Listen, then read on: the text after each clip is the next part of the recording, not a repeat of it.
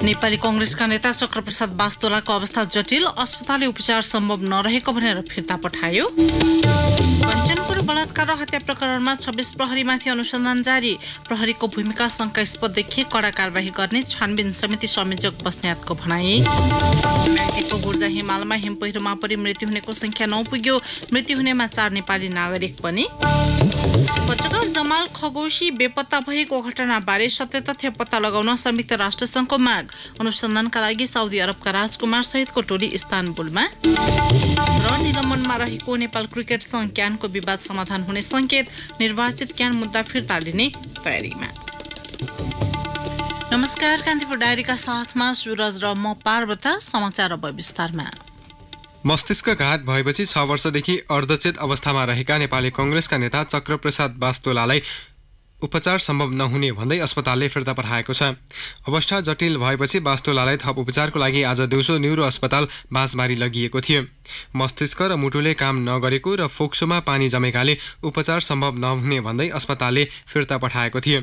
बास्तोलाका स्वकीय सचिव राधाकृष्ण काफ्लेले मस्तिष्क र मुटुले काम नगरेकाले अब उपचार सम्भव नहुने भन्दै अस्पतालले फिर्ता पठाएको जानकारी दिनुभयो। बास्तोलालाई क्लिनिकल्ली र मेडिकल्ली कुनै पनि प्रकारको डेथ डिक्लियर नगरेको उहाँले बताउनुभयो। बास्तोलाकी भान्जी समेत रहेकी नेपाली कांग्रेसकी नेत्री सरिता प्रसाईले अस्पतालले नो मोर भनेर पठाएकाले आफू झापाबाट काठमाडौँ आउँदै गरेको बताउनुभयो।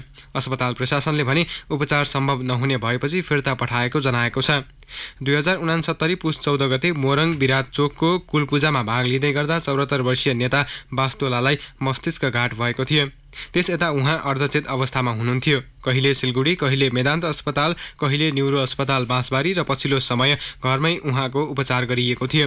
उहाँलाई नेपालको प्रजातान्त्रिक आन्दोलन र नेपाली कांग्रेस राजनीतिमा एउटा खास नेताका रूपमा चित्रण गरिन्छ।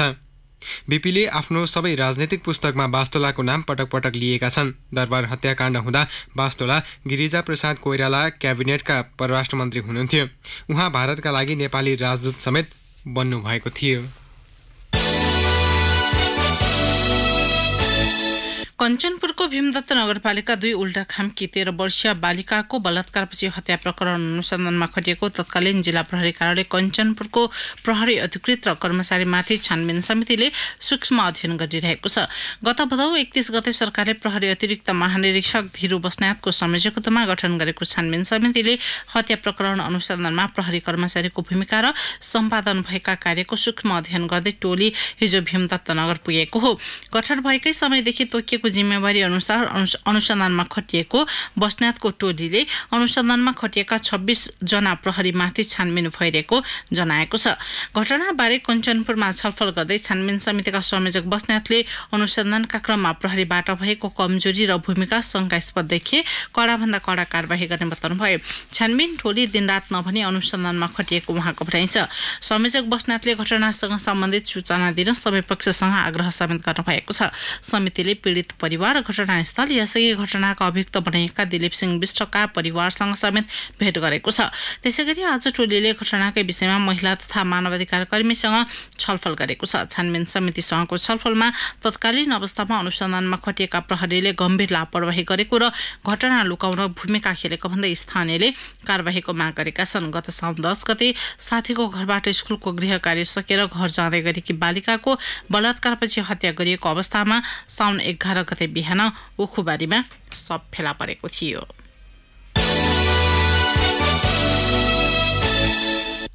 धनुषाको औरही नगरपालिका 2 परवाहाकी 10 वर्षीय बालिकाको बलात्कारपछि हत्या भएको छ। उनको शव आज अपराह्न घर नजिकै पुरिएको अवस्थामा फेला परेको हो। घटनामा संलग्न सोही स्थानका 32 वर्षीय विनोद मुखिया बिन र 23 वर्षीय नथुनी पण्डित कुमारलाई प्रहरीले आज पक्राउ गरेको हो। उनीहरूले बालिकालाई प्रलोभनमा पारेर हिजो साँझ बलात्कारपछि हत्या गरिएको जिल्ला प्रहरी कार्यालय धनुषाका एसपी गोविन्द थपलियाले बताउनुभयो। हिजो साँझसम्म घर नफर्किएपछि बालिकाको खोजी कार्य थालिएको थियो। खोजी गर्ने क्रममा घरभन्दा 100 मिटरको दूरीमा बालिकाको शव गाडिएको अवस्थामा फेला पारेको प्रहरीले जनाएको छ।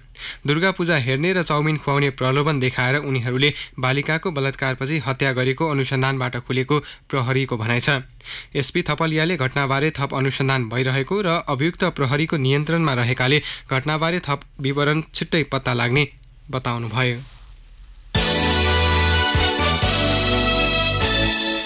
म्याग्दीको धौलागिरी गाउँपालिका एक स्थित 7,193 मिटर अग्लो गुर्जा हिमाल आरोहण गर्न गएका 5 जना दक्षिण कोरियाली र 4 जना नेपालीको हिमाधीमा परि मृत्यु भएको छ। किम च्याङ हो नेतृत्वको दक्षिण कोरियाली टोली 4 जना नेपाली भरिया लिएर हिमाल आरोहणमा गएको थियो।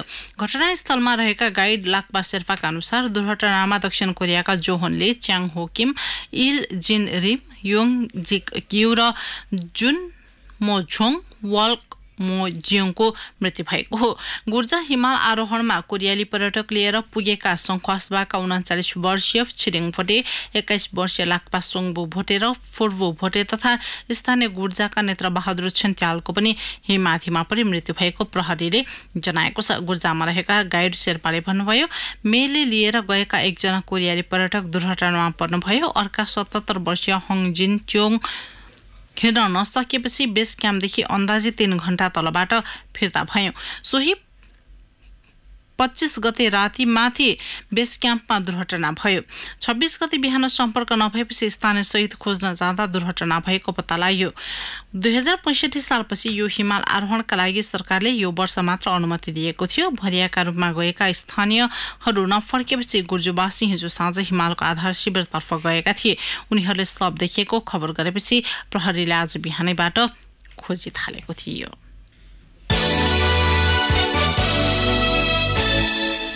बन्दी जीवन बिताइरहेका तनहुँ कारागारका अधिकांश कैदीबन्दी यति बेला दशैं खर्च जोहोका लागि दिनरात मेहनत गरिरहेका छन्। कारागारभित्र तयार पारिने मुढाले राम्रो आम्दानी हात पार्ने भएपछि उनीहरू मुढा बनाउन लागि परेका हुन्। तनहुँबाट सहकर्मी प्रताप राणा मगरको रिपोर्ट। यति बेला जिल्ला कारागार तनहुँमा कैदीबन्दी मुढा बुन्न व्यस्त देखिन्छन्। अरू बेला भन्दा दशैं तिहारमा मुढा अलि धेरै बिक्री हुने भएकाले दशैंको समयमा कारागारभित्र मुढा बुनेर दशैं खर्च जोहो गरेको कैदीबन्दी टोल बहादुर भुजेल बताउँछन्। मुढा बुनेर दशैं खर्च जोहो गरिन्छ। अब आफूलाई पनि यहाँ हल्का खर्च चलाइन्छ र घरमा पनि अलिअलि बस्नु खर्च पठाइन्छ। अन्य समयमा भन्दा दशैं तिहारमा बढी मुढा बिक्री हुने गर्दछन्। मुढाबाट प्रति व्यक्ति 6-7 हजार रुपियाँका दरले मासिक आम्दानी गर्ने गरेका छन्। कैदीबन्दीले केही रकम आफूसँग राख्छन् भने अरू रकम घर खर्चका लागि पठाउने गरेको कैदीबन्दीका नाइके नरबहादुर थापाले बताए। अहिलेको दशैं तिहारमा चाहिँ अधिक मात्रामा चाहिँ मुढा बिक्री हुन्छ।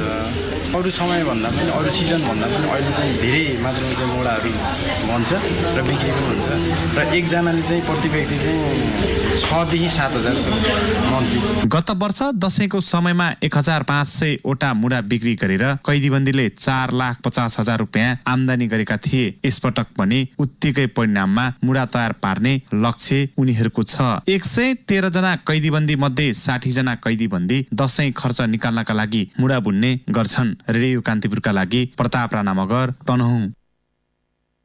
रिपोर्टपछि कान्तिपुर डायरीमा अब ब्रेकको पालो। कान्तिपुर डायरीमा अब बाँकी प्रसङ्ग। संघीय संसदका सभामुख कृष्ण बहादुर महराले संविधान र ऐन नियमहरू समयअनुसार परिमार्जन गर्दै जान सकिने बताउनु भएको छ। रिपोर्टर्स क्लब दाङको 8औं वार्षिकोत्सव समारोहलाई आज तुलसीपुरमा सम्बोधन गर्दै सभामुख महराले कुनै पनि ऐन नियमहरू अकाट्य नहुने बताउनुभयो।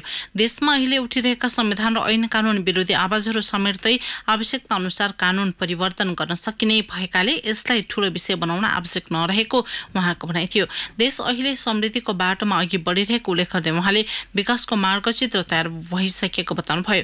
प्रदेशका राजधानीबारे भइरहेका विवादको प्रसङ्गमा महराले अस्थायी राजधानी तोक्दा देशी विदेशी शक्तिहरूको चलखेल भएको उल्लेख गर्नुभयो।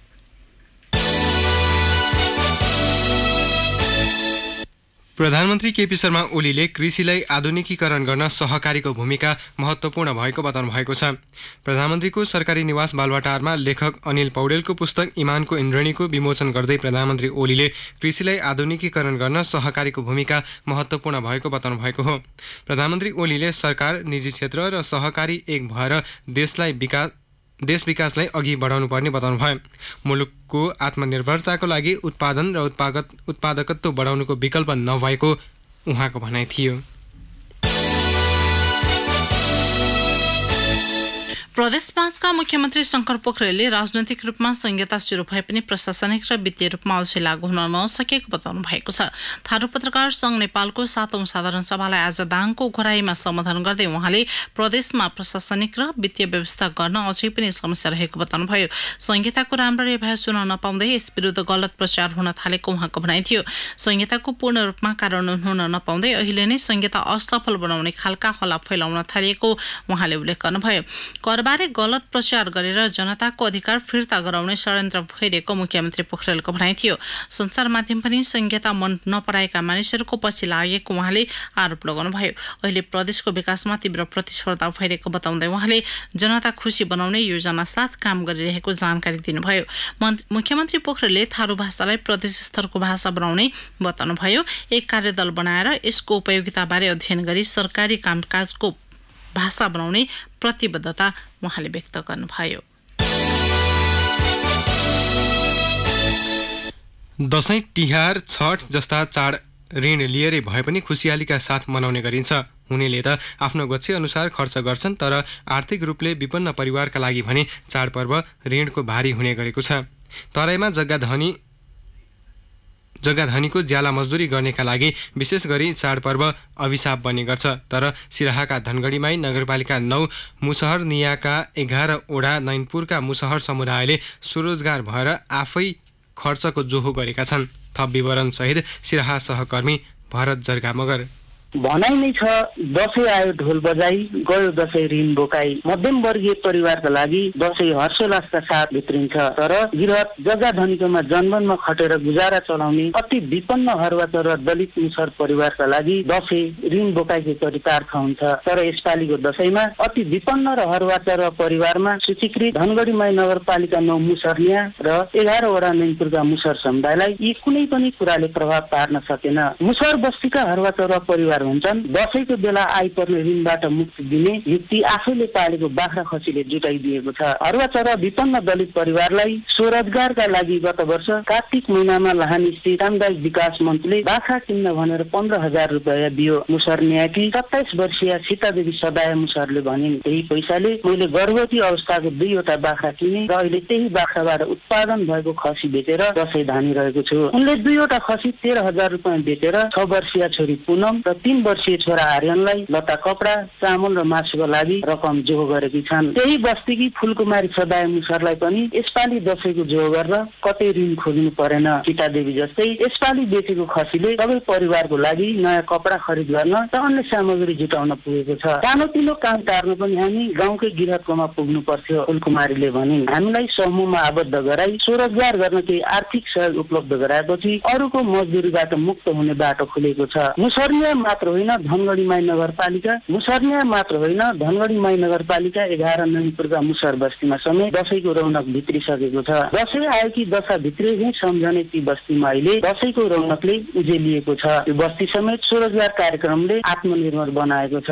नैनपुरकी 25 वर्षीय मन्जु देवी सदाय मुसहर भन्छन्, यसपटक ऋण लागेन, खसीले धान्यो। त्यही खसी बेचेको रकमबाट लत्ता कपडा मरमसला र 25 केजी चामल किने। अरू बाख्रा पालेको पैसा बचत गर्छु र छोराछोरीलाई पढाउँछु। नैनपुरकै अभनिया देवी सदाय मुसहरले पनि 55 वर्षको उमेरमा पहिलो पटक यस वर्षको दसैँ ऋण नकाडी मनाउँदैछिन्। भन्छन् 8,000 रुपियाँ बेचेको खसीले दसैँ धानी दियो। पहिलो पटक दसैँको लागि ऋण काट्नु परेन। दिनभरि गिरहतको घरखेतमा जनवनमा खटेर गुजारा जसो तसो चलाए पनि मुसहरनिया र नैनपुरका मुसहर बस्तीमा चाडपर्व मनाउन ऋण काट्न बाध्य हुन्थ्यो। तर त्यही बस्तीका महिला पुरुष अहिले समूहमा आबद्ध भई कोही बाख्रा पालन, कोही खुद्रामा संलग्न छन्। सानो कामले पनि परिवारमा खुसी छाएकाले उनीहरूको यो सामूहिक काम सबैका लागि उदाहरणीय बनेको छ। रेडियो कान्तिपुरका लागि भरत जर्गा मगर, सिराहा। जिल्ला समन्वय समिति मकवानपुरका प्रमुख रघुनाथ खुलाले हेटौडाबाट प्रदेश 3 राजधानी अन्यत्र नसार्न प्रदेशसभाका सदस्यलाई आग्रह गर्नुभएको छ। जिल्ला समन्वय समिति मकवानपुर हेटौडामा आज गरेको दशैं शुभकामना आदान प्रदान कार्यक्रममा समिति प्रमुख खुलाले प्रदेशको राजधानी हेटौडा बाहेक अन्यत्र लैजाने चेष्टा नगर्न प्रदेशसभाका सदस्यहरूलाई आग्रह गर्नुभएको हो। प्रदेश राजधानीका लागि आवश्यक पर्ने सम्पूर्ण पूर्वाधारहरू हेटौडामा रहेकाले अन्यत्र राजधानी सार्ने कुरा सही नहुने उहाँको भनाइ थियो। मकवानपुरवासीले प्रदेश राजधानीको अभ्यास गर्न थालेको र अपनत्व ग्रहण गर्दै मनमा राजधानी राखेर आफ्नो उद्यम व्यवसाय गर्न थालेको अवस्थामा राजधानी सार्ने हल्लाले प्रकोपले जिल्लावासीलाई त्रसित बनाएको उहाँले उल्लेख गर्नुभयो। धादिङमा टिप्पर पल्टिँदा 3 जनाको मृत्यु भएको छ। 3 जना घाइते भएका छन्। थाक्रे गाउँपालिका 10 भीमसेन स्थानबाट गल्सी गाउँपालिका जाँदै गरेको बा 5 प 2418 नम्बरको टिप्पर अनियन्त्रित भई दुर्घटनामा परेको हो। दुर्घटनामा थाक्रे 10 का 32 वर्षीय महेश तामाङ, सोही ठाउँका 50 वर्षीय सावित्री तामाङ र 60 वर्षीय सोममाया तामाङको मृत्यु भएको इलाका प्रहरी कार्यालय खानीखोलाका प्रहरी निरीक्षक उद्धव पोखरेलले जानकारी दिनुभयो। दुर्घटनामा घाइते टिप्पर चालक हरेन्द्र तामाङ र टेक बहादुर तामाङ र 4 वर्षीय बालिकाको काठमाडौँमा उपचार भइरहेको छ। खडेरीले आक्रान्त पाँचथरको तुम्बेवा गाउँपालिका पीडितलाई राहत वितरण गरिएको छ। गाउँपालिका र प्रदेश सरकारले खडेरी पीडितलाई प्रति परिवार 5,000 का दरले राहत वितरण गरेको हो। वैशाख महिनादेखि पानी नपर्दा खेतबारीमा लगाइएको धान र मकै लगायतका बाली बारीमै सुकेर नष्ट भएपछि आक्रान्त बनेका पीडितलाई राहत वितरण गरिएको हो। पहिलो चरणमा हिजो र आज तुम्बेवा 2 का 334 परिवारलाई 5,000 का दरले वितरण गरिएको गाउँपालिका प्रमुख होमनाथ थापाले बताउनुभयो। तुम्बेवा गाउँपालिकामा मात्रै 629 घरधुरी खडेरीबाट प्रत्यक्ष प्रभावित भएका छन्। यो सँगै कुम्याक गाउँपालिकामा 200 तथा तेह्रथुमको 76 र धनकुटाको 24 गाउँपालिकामा गरी 1000 भन्दा धेरै घरधुरीमा अनिकाल लागेको छ।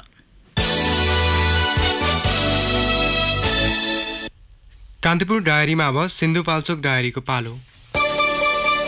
सिन्धुपाल्चोक डायरीमा अनिश तिवारीको नमस्कार। सिन्धुपाल्चोकमा स्थानीय तहले मनमानी ढङ्गले कर उठाउने गरेको पाइएको छ। बारबिसे नगरपालिकाको बारबिसेबाट बुदेपा घोरथली पुग्ने सडकको लागि मात्रै कर उठाउन पाउने प्रावधानलाई मिचेर त्रिपुरा सुन्दरी गाउँपालिका क्षेत्रको समेत कर उठाइने गरिएको छ। बारबिसे बुदेपा घोरथली सडक खण्डमा सवारी प्रवेश कर लिनुपर्ने भए पनि मनमानी ढङ्गले कर असुल्ने गरेको सवारी चालकको गुनासो छ। बारबिसे नगरपालिकाका प्रमुख निमहुञ्ज शेर्पाले बैठक बसेर यो विषयको समाधानमा लाग्ने प्रतिबद्धता जनाउनु भयो।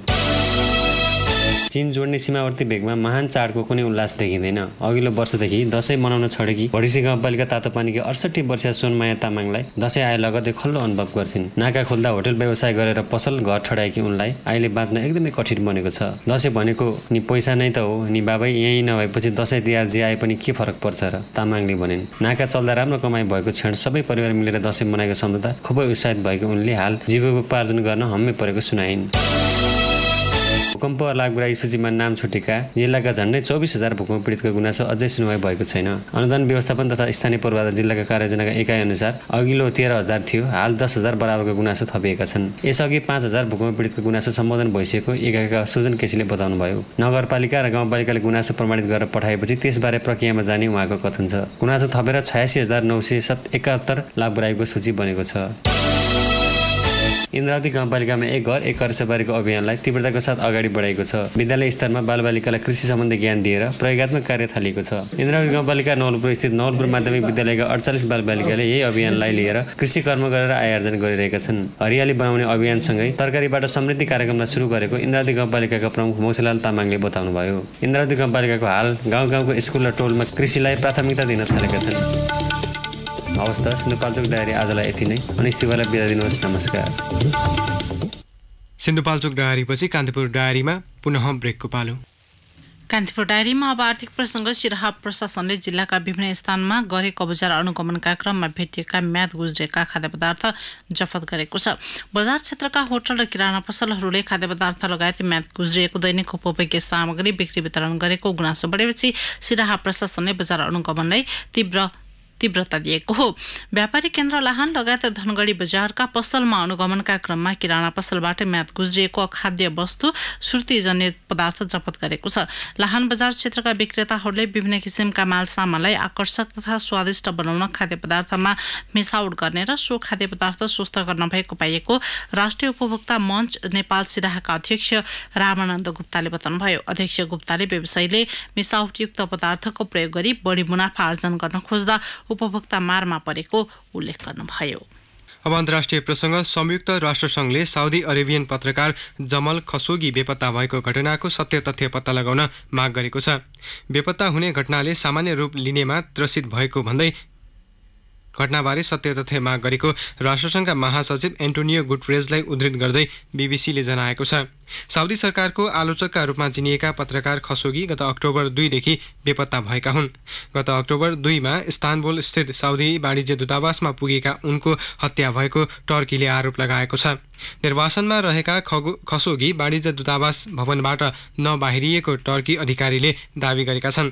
आरोपको साउदीले भने खण्डन गर्दै आएको छ। खसोगी बेपत्ता भएका र उनको सम्भवतः मृत्यु भएको भन्ने घटनाप्रति अन्तर्राष्ट्रिय स्तरमा नै व्यापक आलोचना भइरहेको छ। यसैबीच पत्रकार खसोगी बेपत्ता भएको घटनाको संयुक्त अनुसन्धानको लागि साउदी अनुसन्धान टोली टर्की पुगेको छ। टर्की प्रशासनसँग छलफलका लागि साउदी राजकुमार खालिद अल फैजन टर्की पुगेको बेलायती समाचार संस्था रोयटर्सले उल्लेख गरेको छ।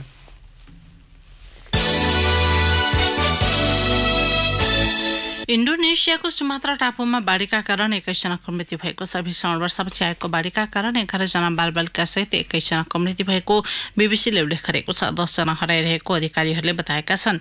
बाढीका कारण सुमात्रा टापुको उत्तरी र पश्चिमी क्षेत्रस्थित 500 बढी घर क्षतिग्रस्त भएका छन्। मण्डलिङ नटल जिल्लाको मुडा सलादी भन्ने गाउँको एक विद्यालयमा बालबालिका अध्ययन गरिरहेको कक्षा कोठामा पसेको बाढीले पर्खाल भत्काउँदा उनीहरूको च्यापेर मृत्यु भएको विपद व्यवस्थापन विभागका प्रवक्ता सुटुपो पूर्व नुग्रोहोले पुष्टि गरेका छन्।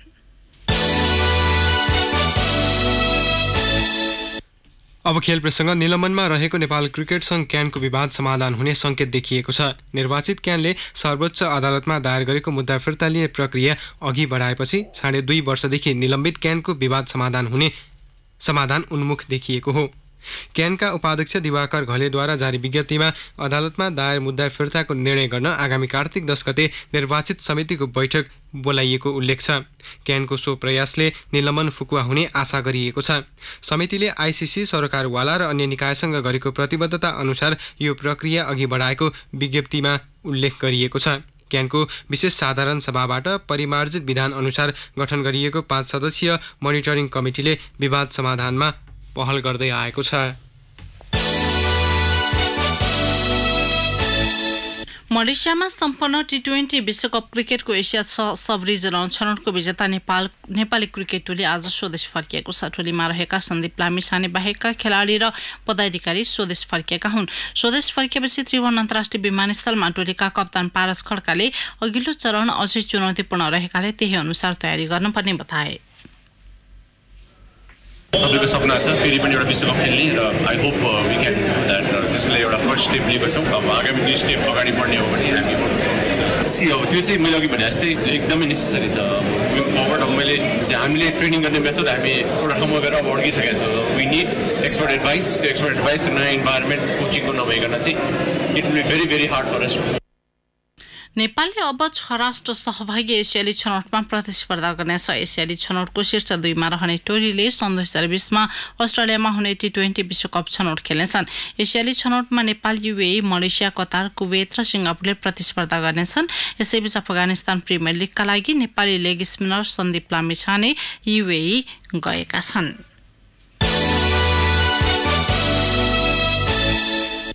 बागलुङको गलकोटमा सम्पन्न 22औं राष्ट्रिय महिला भलिबलको उपाधि सशस्त्र प्रहरीको एपीएफले उचालेको छ। फाइनलमा आज एपीएफले नेपाल पुलिस क्लबलाई 3-0 को सोझो सेटमा पराजित गर्दै उपाधि सहित 50,000 रुपैयाँ हात पार्यो। एपीएफले पुलिसलाई 25-20, 25-12 र 25-23 ले पराजित गर्यो। उपविजेता बनेको पुलिसले 30,000 रुपैयाँमा चित्त बुझायो। यसअघि तेस्रो स्थानका लागि आज भएको खेलमा आर्मीले जित हासिल गरेको छ। आर्मीले प्रदेश 5 लाई 25-12, 25-9 र 25-12 ले पराजित गर्दै 20,000 रुपैयाँ प्राप्त गर्यो। एपीएफकी सरस्वती चौधरी सर्वोत्कृष्ट खेलाडी बन्दै 10,000 रुपैयाँ हात पारिन्। अन्य विधागततर्फ एपीएफकी मनिषा तामाङ बेस्ट डिफेन्डर, हिरा केसी बेस्ट ब्लकर घोषित भए। नेपाल पुलिसकी कमला पुन बेस्ट सेटर र कोपिला राणा बेस्ट सर्भर घोषित हुँदा बेस्ट स्पाइकरको उपाधि भने आर्मीकी निरुता छगुन्नाले पाइन्। उनीहरूले जनही 5,000 रुपैयाँ हात पारे। हवस् त यिनै प्रसङ्गसँगै कान्तिपुर डायरीका आजका सम्पूर्ण बुलेटिन यही सकिन्छन्। भोलि बिहान 6:30 बजे हामी नियमित बुलेटिनका साथमा उपस्थित हुने नै छौँ। अहिलेलाई सहकर्मी सुरज र म पार्वता आज्ञा माग्छौँ। नमस्कार, शुभरात्रि।